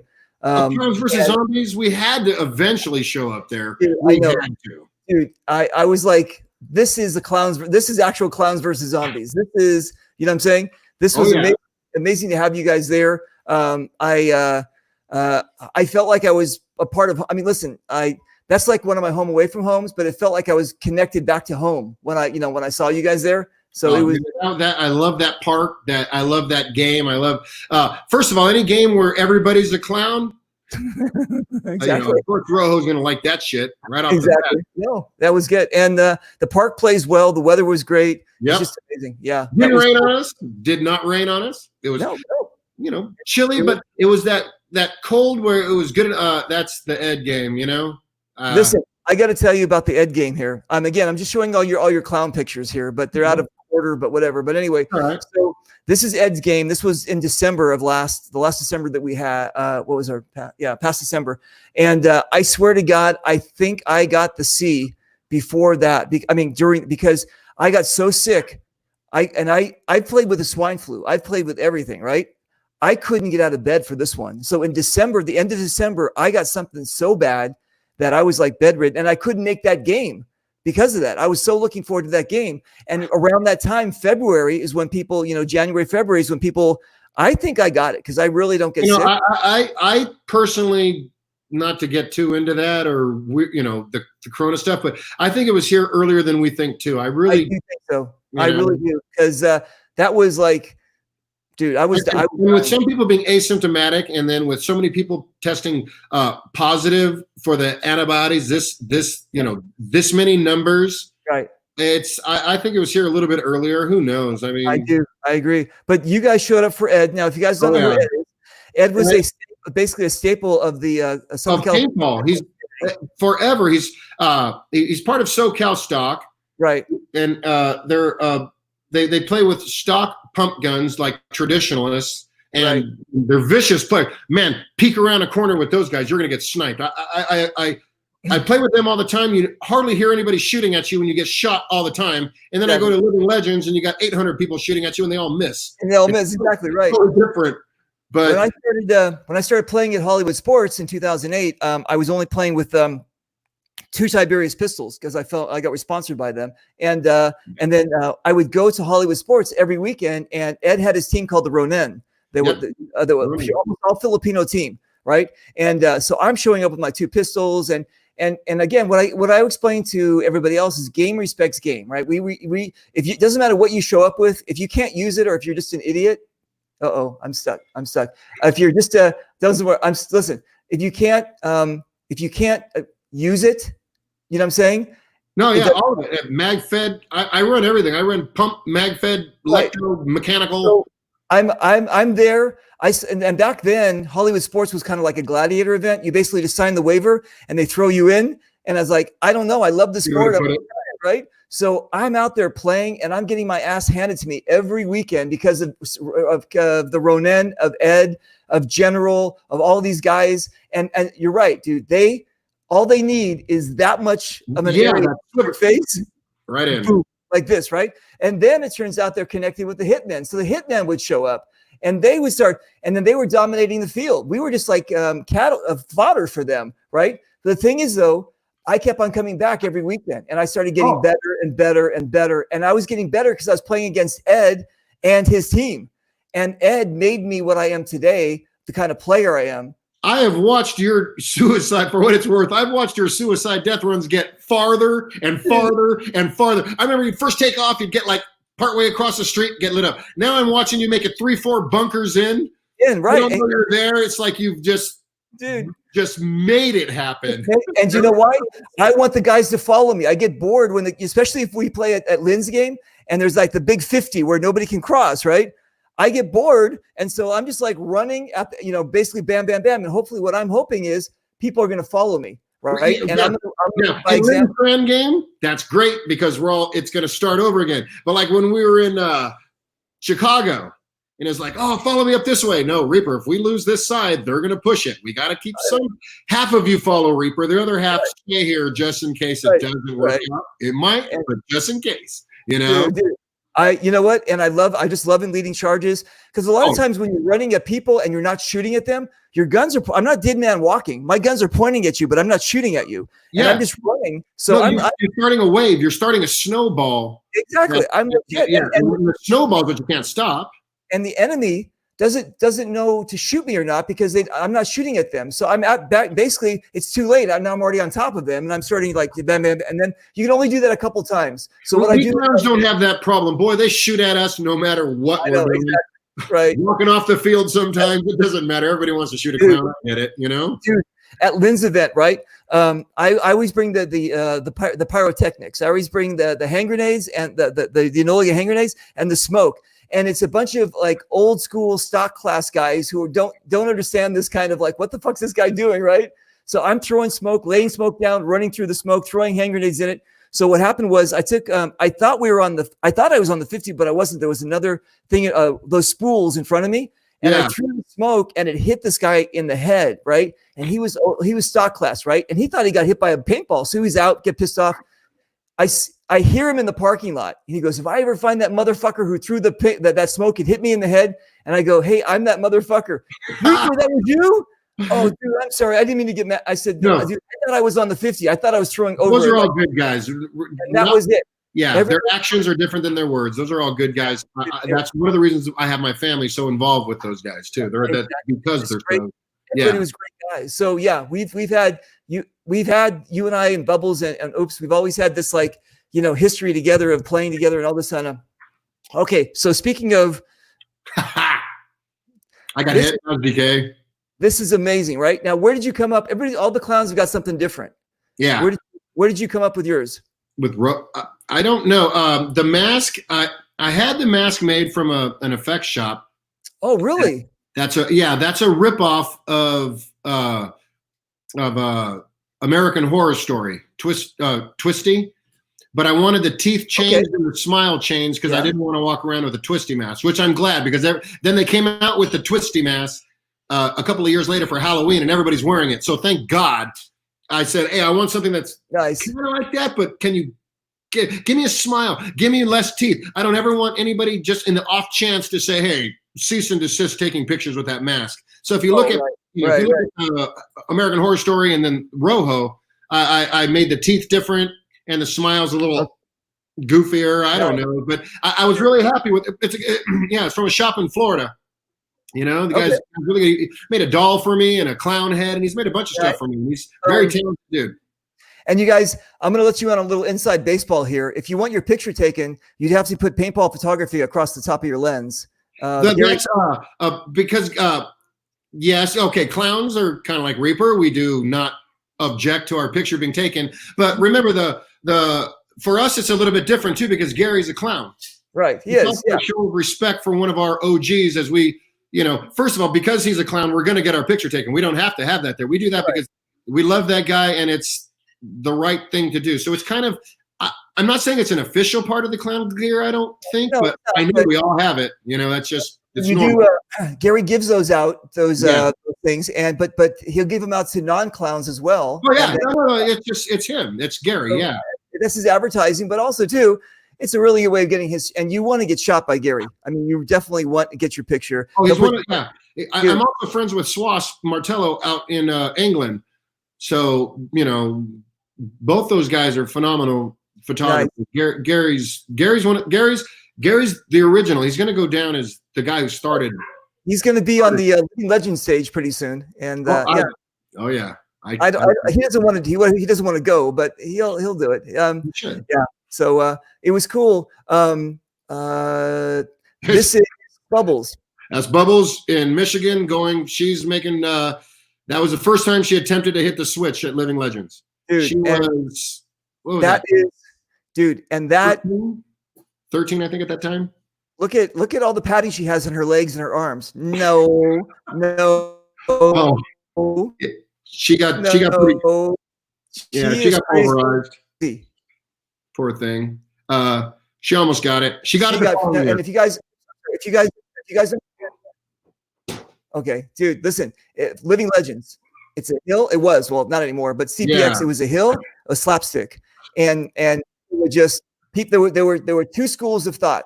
There were the guys who just waited to shoot the turkeys when they came up the thing. And then there were the people who just wanted to run for it, right? And the people that were running for it were just giving that to those people. They want to be shot by these. And maybe you'll get the slapstick, maybe not. But there's been some amazing pictures of people flying to get the slapstick. And there's all those refs on there to jump on them in case something happens. That's crazy. It's kind of a right at this point on the clowns. It seems to be a rite of passage. Nice. You know what I mean? It's like I've done it a few times, few years in a row. I know T-Devil's done it multiple times. I know Sticky lives for it. I think he did it 11 times one year. Wow. Sticky did it 11 times. So it's kind of a rite of passage. Bubbles has done it. She did it when her first time was 13. So yeah, we have other, that's just, if you're gonna dress up like a clown and play paintball, you're gonna get shot. If you want to know what getting shot in paintball feels like, there's really no other experience than touching the switch at a Legends game. There's just no. I've played a lot of paintball, a lot of leagues, a lot of tournaments, a lot of fully autos. NPPL, SPPL, and there's nothing like when you have your hand on that switch. You're actually you feel like you're being abused by a stepdad. That's crazy. You guys are a very big part of this. Yes, that's been one of the that's a staple clown game. It's usually where we indoctrinate, I guess, new clowns. It's where we embed the chip and plug them in and activate them. That was a game in San Francisco. We did that when Carnival was up in San Francisco, and I should remember the name of the field, but Was it in San Francisco or was it Sacramento? Sacramento. There you go. From a guy. Wait, you're from California. We're from LA, Sacramento, San Francisco. I know. That's like it's like what? That's like going to. That's the grapevine, dude. It's up there, over there. Right. That's no Adventure Park. I think it's what's it called? The Adventure Park. I forgot. I should remember the name of it. I just forgot right now. It was a beautiful field, a total woods ball. Wow. No, that's acres of beautiful forest. Dude, I forgot the name of it. It's the something Adventure Park. I think that's might be. I forgot. Well, it'll come to me. All right, cool. So, and this one here is father and daughter. Yeah, that's me and Bubbles. That's at that one. There's at Ambush. Glenn Forrester's field out in Ambush in it's you make a wait off the 101 Calabasas, I guess. You and I are like no. It's off one. I think is it the 134 or the 101? And it used to be a chicken ranch. You know that there used to be that's what the thing used, not the chicken ranch from Vegas, but it used to be a actual honey ranch. Not a honey ranch. No, it actually used to be one of California's largest chicken farms or something like that. Really? Yeah, and that's some weird. The way you drive in there and it's all laid out, but it's all gone. But you know, it's crazy. I love that. It's I forgot where. You're right. It's up there. It's about an hour from LA. About an hour from LA. All right, and this one here. That was down in San Diego. That's a GI Sports field. That's TED. Right. We do TED a lot too. Right. Exactly. So, you guys are very connected to Gio and Dennis and all of the whole family and stuff. You guys are very connected to all that. T-Devil has known them for years, more so than some of us younger clowns and newer clowns. Yeah. And Krusty, the owner, T-Devil, the captain, right. Pedasso, who's also a captain. Some of these guys have been connected with them for ever. Nice. You know, the duration. So yeah, there's a lot of history with the clown in those fields and Gio and everybody. We've been part of that family for quite a while, you know. But we're Southern California, so if you're a Southern California team, how do you avoid DK, SC, all the sports? You can't. It's all part of our DNA. We're gonna go over to the comments, and I'm looking for the one that T-Devil always puts in. I'm only watching it for one reason. The guest. He always says that. He's like, thanks, T-Devil. Right, exactly. Well, the guest wouldn't be here if it wasn't for me, so fuck you. All right. So there you go. All right. So we have what do we have? Do you know Byron Allen? Biden a lot of these guys, I'm not seeing any of the I actually wear these goofy looking glasses because I'm old. And I haven't been wearing them because I'm too old. All right, Grandpa. I'll read the comments to you, Grandpa. All right. Ready? All right. Let me see them, dude. I got my glasses on. All right. I don't see the comments. Biden. Yeah. Yeah. All right. We got Patrick. You know Patrick? Yeah. He's a cool guy. You know, I know a lot of these people. You got to know him. I love me some Lobo. All right. Yeah. Cool. Alexander, hey guys, Paintball Strong. Who's this? That's my daughter. Hey, your dad. That's one of my paintball players. I own her. Nice, very cool. I'm her sponsor. Hey Richard, thank you for your service, Rojo. Thank you for your service. Full Metal Jacket. I think he was. That's a 60 gunner reference. Oh, okay, cool. Sebastian Seabass. Do you know Sebastian Seabass? I love me some Seabass, and he's totally right about that comment. That's got to be the most truest comment I've read in years. Nice. He's the real Thank MVP. You, Seabass. You're hottie too, dude. You know that. Nice. All right, and we've got hello from North Carolina. Do you know the 13th? You know that sucks, man. I was going to be one of the commanders with the 13th Legionnaires this year at Living Legends. Yeah, I was going to be one of the commanders with the rest of the 13th Legionnaires. I played with Joe Perez out in Hawaii, and I was seriously looking forward to it. And I am 100% hoping that everything stays normal for next year and that I'll be one of his commanders while he generals his ass towards victory. I'll be there pushing his front line, sideline, rear line, whatever line he needs pushed, whatever direction he needs it pushed. So I'm looking forward to doing that. Yeah. Good. I'm looking forward to meeting. If I haven't met you, Dan, I don't know, but if I have, I'm going to meet him at Folda Gap. So I'm looking forward to that. This guy is a troll. I'm going to just kick him off because he keeps on trolling. Hey, Gary. What's up, Gary? Gary Baum, ladies and gentlemen, in the house, dude. I'm gonna get him up. He comes. I have to twist his arm to get him to do any of my media stuff. So I'm gonna have to twist his arm to. You know what? And he's doing dentures and veneers, and he's got to be a busy guy. Not when it comes to me. I say, Gary, I need this. So basically, what I'll do is I'll throw a subject out, and then I'll go get a drink of water, and then he'll just go on. He just loves his subjects. I love that guy. All right. I do too. Yeah, we all do. Anthony. There you go. BKB's in the house. Oh, yeah. And you know Joey? Oh, yeah. We're SC Village family. Nice. What's up, dude? Yeah, there's another one. So we play a lot of the SoCal stock games. Me and Bubbles and Oopsie are regulars. Okay.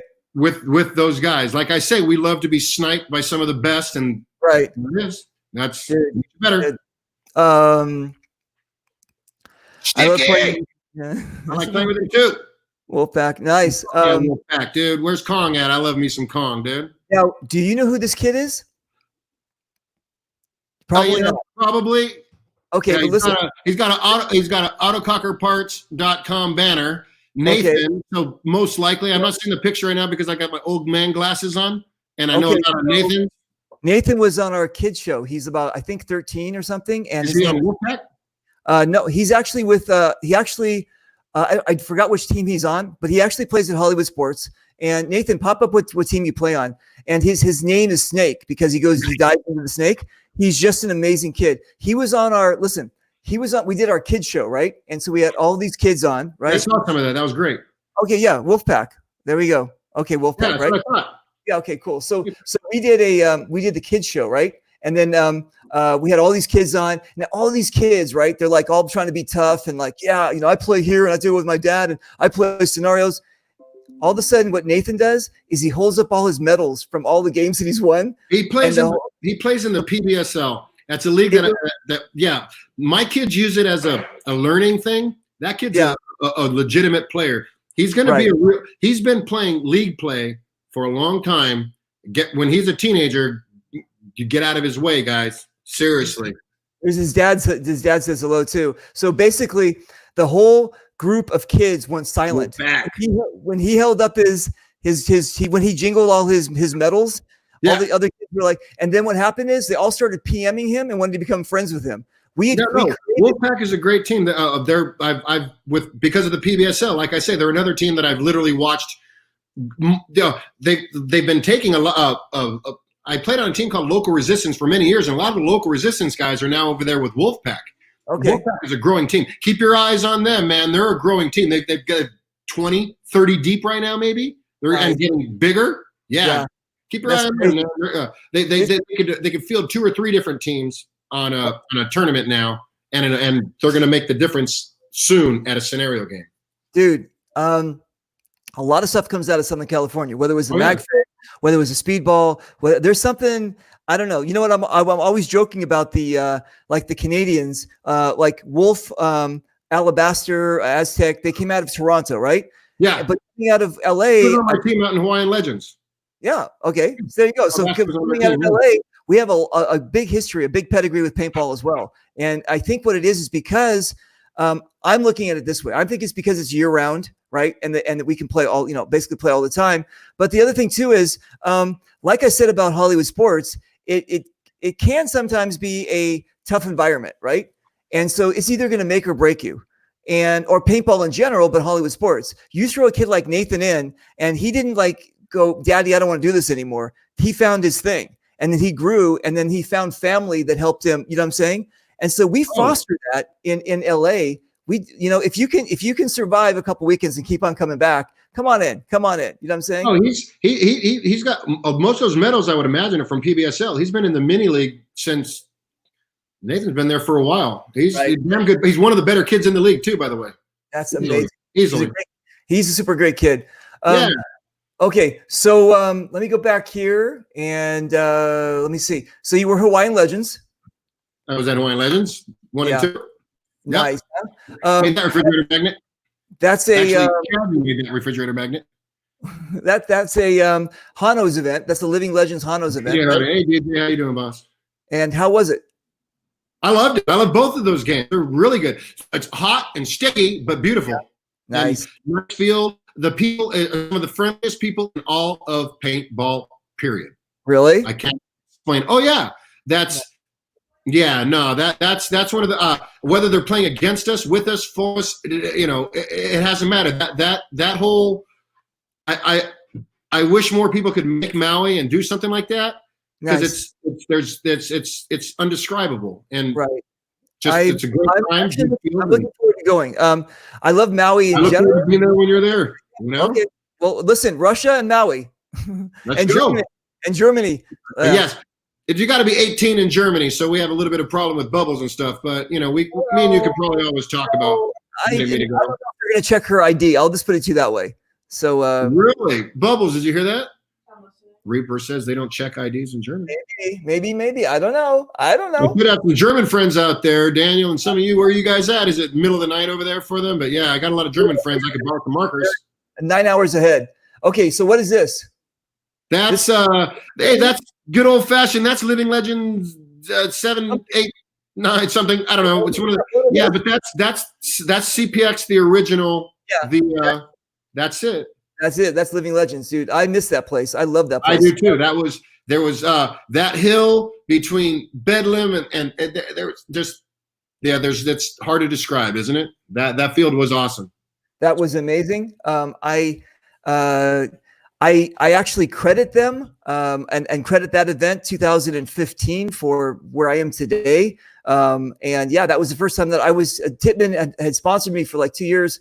And they reluctantly sent me. They knew that I was getting some heat on me, and so they reluctantly, okay, listen, if you can get there, we'll kind of work whatever. I wasn't a princess yet, right? So they're like, okay, yeah, like this, okay, cool. So I did. I helped them set up booths. I helped them do the whole thing. I had my little booth, and Romeo from Paintball Explosion came to visit, and he goes, "Are you that guy in the poster?" I go, "Yeah," and he goes, "I want you to come to my thing called Clowns versus Zombies, 2015."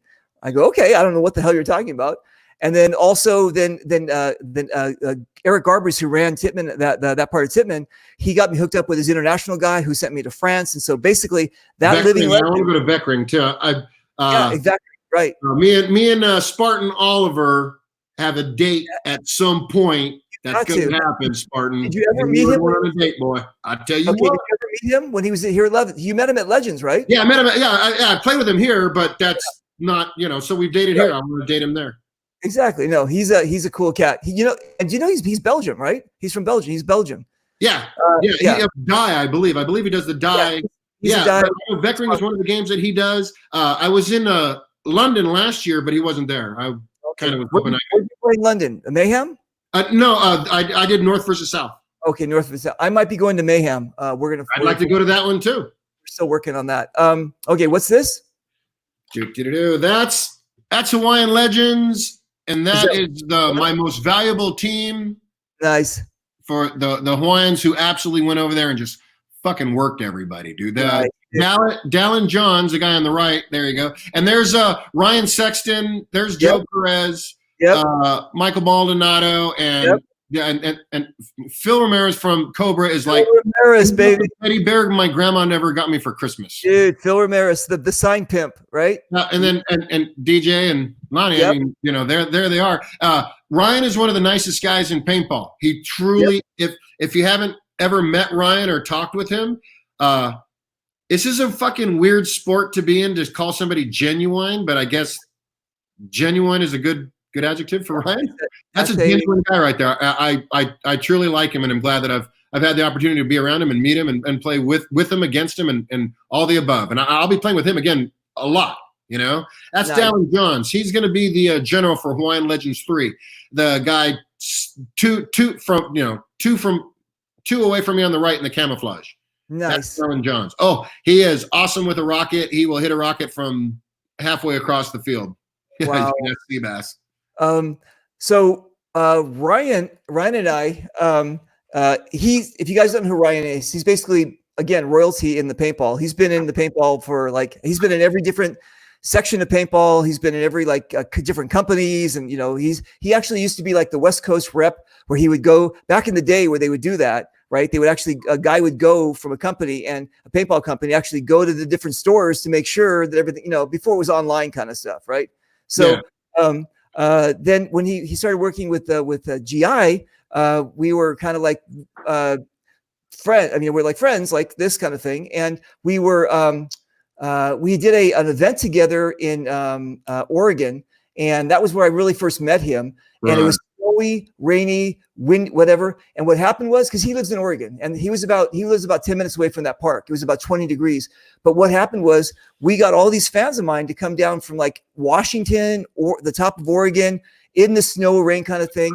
We put up a big tent. Ryan made some pulled pork. He made this. I mean, we had lobster, crab legs. We had just crazy ass shit. It was just amazing. Yeah, I love stuff like, I ate alligator in Texas once. I mean, and I'm from California, so they're like, hey, there's alligator in there. I'm like, okay. Right, it's just amazing. But and so then what happened was, so he was with GI, and we started getting connected with them.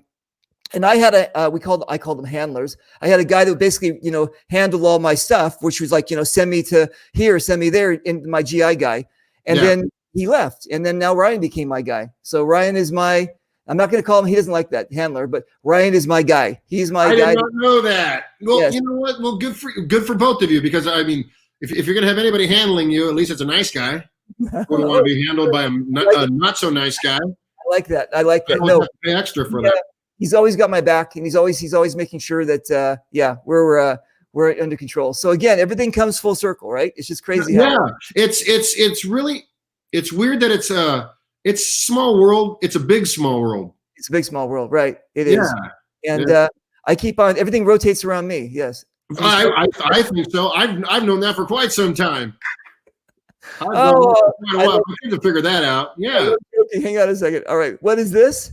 This is father and daughter playing. Yeah, that's Hawaiian Legends. That's during the final battle, I believe, and we're trying to keep them from hitting the switch, I think. Wow. And if not, either way, that's me and Arwen looking to shoot somebody for making a mistake. Pete, nice. Just too long, and we're going to treat you like it's a SoCal stock game. We're going to snipe you, or we're going to try to.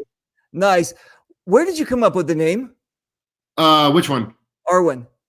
Arwen? Yeah. Oh, a lot of people think it's from Lord of the Rings. I don't know. No, that's what most people think. Arwen is actually Gaelic for princess. So the reason that they use the name Arwen in the movie Lord of the Rings, he's using the Irish language Gaelic, the Gaelic Irish language. Arwen, right. Princess. Now, here's something funny. My daughter, Erin, actually, let me see if you can see it here. Erin. Oh. Well, it's spelled Aeryn because Erin is Gaelic for charming. So Arwen is princess, and Erin means charming. So my daughter's names are in Gaelic, and it means princess charming. Dude, that is so cool. You're amazing. What is Joey? Duncan. Do you know who Duncan is? Duncan? Yeah, Donut. Hey, what's up, Donut? That's closest thing I have to a son. Nice. And how about NJ? Do you know NJ? Dude, yes. Yes. Everybody should know and love NJ. Listen, you guys, listen. If you ever need a motel, I'm just joking. No, I always joke. No, hey, if I ever needed a motel, I'm sure NJ would go halfers with me on it. No, I don't mean it that way, but I'm always joking with him because the Patel family in India is usually ones that own the motels throughout the United States or whatever. They're usually the dynasty, basically. So I'm always joking, but no, he doesn't own a motel. He's in the medical business. I'm looking forward to going to his wedding. Nice. When is that? I don't know. That's up to him and his wife. That's cool. Do you know Robert Maxwell?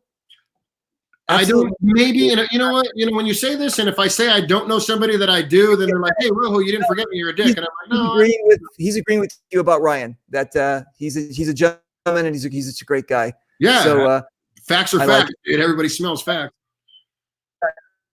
Do you know Rich Telford? You must know Rich Telford. Actually, something Adventure Park. I'm missing the first word of that Adventure Park. Whatever. I don't know if it's Action Adventure Park. I'm not sure, or it's something in Sacramento. But anyway, which game? That's the one in Sacramento that I played at. No. Rich Telford is part of the dynasty, the part of the paintball family dynasty too. I just didn't know if you knew him. He's you'll if you. I heard a lot of people and I forget their names. I'm kind of that guy. I'm sorry, everybody. You know what I'm talking about. He's a cool cat too. Yes, can you explain this? I thought what happened in Vegas stayed in Vegas. What's going on here?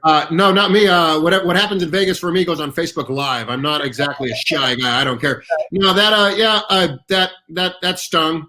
Ouch. I won't. First of all, my daughter plays with. I mean, you see Bubbles there. She plays with her shorts on. Right. So I figured, how bad can it be? I just don't get it till today. No. I don't tell her to play in those shorts. She does it 100% on her own, man. I don't twist her arm. She does that on her own.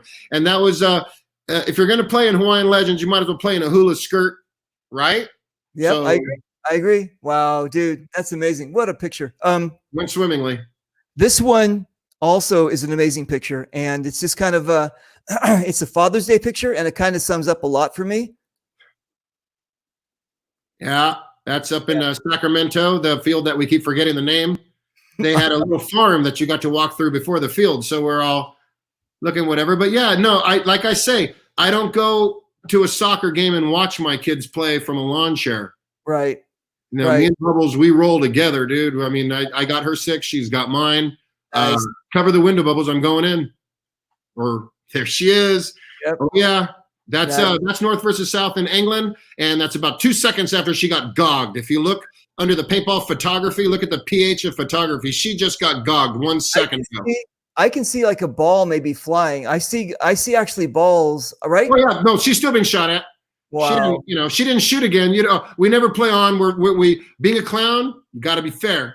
Yeah. So she got hit. She didn't shoot again, but she took a picture. I've seen people. I've actually seen comments on you too. Oh, there's Reaper playing on after being hit, bro. There's Reaper taking pictures after being hit. Don't you understand how it works? Yeah, she's been gogged. She stopped playing, but there's her taking a picture. But hey, she was trying to hold that bridge. Right. Exactly. I listen. When you're 50 something years old and you're running and you have that momentum, it's hard to slow down. So if you're getting lit up, yeah, I'm playing on because I haven't slowed down yet. I can't. I'm scared if I slow down, I'm not going to be able to start again. Exactly. So I'm like, ooh, just don't get mad at me. All right, cool. Or the funny thing is when I go to give my Reaper card to somebody and they're lighting me up as I'm walking towards them, and the other players are, we got you out, son, get out. I know. I'm just trying to give a card to somebody. I'm being cool to somebody. I know. I'm not trying to be. It's hard to be out of the box, but all right, there you go. I've been shot straight in the face giving somebody a towel before. There you go. Thank you, Reaper. Yep, that was you. That was me. Yeah, you gave us the That's my favorite award in all of paintball, by the way. MVP is good, MVT is good, but the Mofo award is the best because it's given to you for being the most formidable opponent from the other team. Right. And that was we got the Mofo award. That's Clowns versus Zombie. We played for you that year. Yep, exactly. And that was when you guys showed up, and I was like, this is something special. You guys, thanks for having us there. That was Clowns versus Zombies. Had to have clowns there sooner or later. We had. Yeah. I was like, we will again. I was standing on the stage, doing our thing, and I just see a sea of you guys, right? And I'm just like, damn, that is so West Coast Adventure Park. Well, there it is. West Coast Adventure Park. There it is. And this is Swami, Whistler, and beside Twitchy, who lives down here in Southern California. This is Swami, Whistler, and Amazon, and they're part of our Indiana chapter of Clowns. We actually have clowns out in Indiana. That's cool to know. I didn't know that. That's really cool. Nice. Okay, so clowns everywhere, dude. We're going to be infecting people more and more here soon. So I know that you don't like to travel and that you use green screen a lot. So that's the easiest way to do it. Yep. That's actually in Burbank, California, in the backyard of Universal Studios. exactly. That was done in the studio. Yeah, that was going to be far too expensive to actually travel to England, play a game, and take a picture at Stonehenge. That would be retarded and expensive. So, we went down to Burbank, and we did it against a green screen. A friend of mine named Lou charged me $6 and I think a 40 ounce of Mickey's for that. Exactly right. Yeah, no, dude. What he a did great a good job. Dude. So you played for what was it, North versus South? What was the name of the game? That was North versus South. Right. And then we played for the South.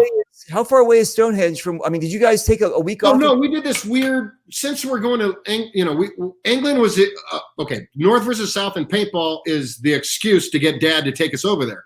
Once we go there, we go and we play paintball. Then we drive over here and we check out Stonehenge. Then we drive over here and we go to this beach that's totally I don't know if you know Cherie Daniels, Black Widow from. Yeah, I don't know her. We hung out with her and Swass Martello, who's the editor of Paintball Magazine. Both of them I played with in Greece, and they're good friends of our family, and they're good people, and we love them. So besides the paintball game, we got to go down to Bristol, Stonehenge. As long as we're coming to your country, show us things. So they did. And thank you guys for that. And sad thing was that we were supposed to be at Living Legends with Cherie Daniel, Black Widow this year. She was coming with us, but the coronavirus killed her trip from England. So we're going to get her over here sooner or later, and we're going to take her somewhere. And Cherie's going to be slinging some paint with the clowns. Nice. Yeah, we have England friends that will be here with us. Dude, that's awesome. That's Kelly. She said paintball. This is the family sport. She's not lying about that. And we have Twitchy Gonzalez. That's Twitchy's. I don't even know what to say about Twitchy, man. If I wasn't on lockdown, I'd be doing all kinds of no homo things with him. But we're on lockdown, so I can't see him. So nice. I'll see you when I see you, dude. Very cool. So okay, yes, you did. Here's another weird connection. Well, not a weird connection. I'm in the computer business, and so I'm constantly like, I always say I know what I know and I know what I don't want to know. So I don't want to do, programming, whatever. And then there was an electrical situation. It was like low voltage electrical that I needed done. And so I said, Gary, who do you know that does low voltage? And he goes, Krusty. And I go, Krusty? That's amazing. Done deal. Called him up, got him the job, bing, bang, boom, right? So again, paintball is this like amazing networking, interconnected. Where all my friends have come from, almost. I have pretty much only one friend right now that I hang out with that's not a paintballer. Almost everybody else is just not that I've done that on purpose or anything, but it's just if that's what I do. I mean, I have some scuba diver friends that I'll see every now and then when I dive, and when my next daughter will be diving here soon, and that's a very different world too. And when I see those guys again, and my kids have to be older to start cave diving. So before we get back into the different side of diving, so to speak, right. Paintball is what we do. This is, we know two different worlds. Like I say, we know paintball, we know diving. That's it. Amazing. Dude, you're an amazing cat. Oh, thank you, dude. You are, dude. You got a TV show. I'm sitting here just, I watch Netflix and go back to work. TV show, yes, no, in my head it is my show. Hey, in my head it's a TV show right now too, dude. I'm like the Joker, and I'm on that TV show going, you know what you get when you cross. That's cool. Okay, so listen, did we leave anything out? Is there anything you want to promote? Anything you want to again, listen, if you notice on my show, I try to avoid the C word. It's like, to me, what? The C word. C word. And so, but it did pop up now and then, but I don't dwell on it. Just like it's part of the situation and we deal with kind of thing. So what's your deal? Is everything all good? You guys are under control? Everybody's happy? Yeah, no, we're dealing with the virus like everybody else right now. We're going through, like everybody else, we're going through this. Yeah. And this is canceled. This has made the clowns kind of upset in a weird little way, because whether we want to admit it or not, May is a busy month. There was going to be a lot of games this month. We were all going to play. We're going to see each other. We're not upset. We're kind of hurt that we're not playing together. We're hurt that it got, we're dealing with what's happening now. And when this is all over with, we're going to fucking put a new coat of paint on everything and just, we're going to paint everything yellow again and move forward. But I like it. We deal with it, man. Joey says that his dad scuba dives. Nice, dude. Well, let's go. Let's go. I see that Catalina's opening up. We were talking about that here recently, but then, funds are fucked right now. But yeah, I want to go dive in here. You know, he said he broke his shoulder. What day? When did he break his shoulder? He broke his shoulder at a Living Legends. Clowns versus Zombies. I didn't know that. Okay. Yeah, he broke his shoulder over there. Okay. All right, you guys, listen. I don't hope. This is how it works. I've done many shows. I've done the autism show, the kids show, the cooking show, whatever else. But when I do these shows, it's very, very personal. And the people that I have on the show are the people that I know and that I want to get to know better. And I want you guys to get to know better. And the idea kind of is that now when you see Rojo, you're going to know so much more about him. No, come up and say hi. Exactly. Come up and say hi, hang out with him. But the thing is, though, Rojo, it's like this. When you guys are at a game, you only really have like 3 to 5, seconds to talk to, your brain is always, and I always tell people always go, yeah, we'll get a picture later. I go, no, we're going to get a picture now because later in paintball never happens. No, yeah, you're going around. Exactly. So it's the same thing here. No one really, everybody knew bits and pieces of you, and you kind of put the whole thing together, and now you're like this amazing package. And so people are going to go, wow, this is kind of like, wow, like I didn't know you did this, and I didn't know you do that. And so that's what I'm trying to present to the community is like a kind of a fuller picture of who you are. So thank you. I love this community. Everybody out there, thank you very much. Come get a magnet, come say hi, shoot a clown, play with a clown. A lot of you have probably already met me. I'd imagine a lot of these people already know me, and don't be shy. I'm a family guy. Come say hi to everybody. Come say hi to all of us. We're not unapproachable. I like it. All right, you guys, listen, don't leave. Stay in the green room, have some of those green M&Ms, just hang out for a minute. I'll see you in a second, but I'm going to end the show. Okay. So don't hang up. I'll see you Rojo, don't hang up. Just hang out. I'll see you in a second. 1 second. All right, you guys, listen, we got a MagFed show coming up. We got a tank show coming up, photography show coming up.